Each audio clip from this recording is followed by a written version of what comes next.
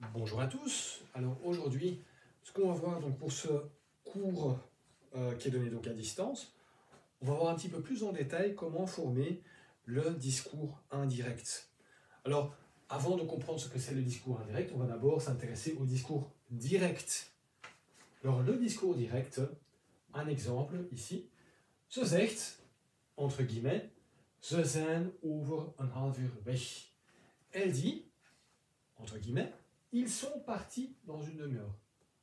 Donc c'est quelque chose qui est affiché et qui est exprimé de façon directe, ce n'est pas rapporté.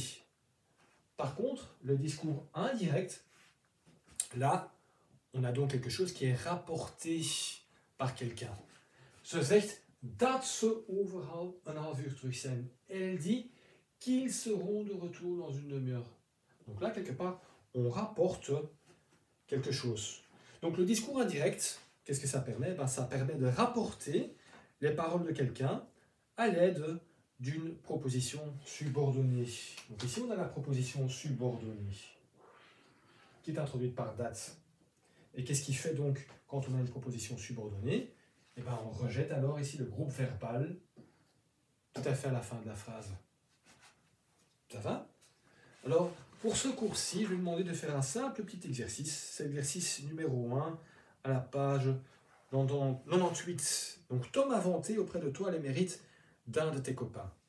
C'est avec plaisir que tu lui transmets les compliments que Tom a fait.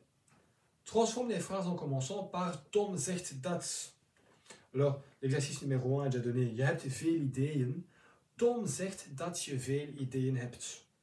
Numéro 2, qu'on va faire ensemble. Iedereen kan op jou rekenen. Alors on va écrire pour cet exercice-là. Tom zegt dat iedereen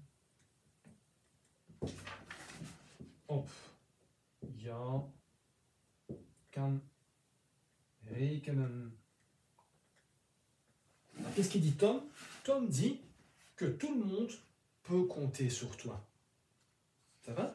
Alors, on va se concentrer pour ce cours-ci seulement sur l'exercice numéro 1. Et donc, il s'agit simplement de compléter la phrase 3, 4, 5, 6 et 7. Et puis après, donc les prochains cours, on va attaquer les autres exercices, exercice numéro 2, 3, 4, donc aux autres pages.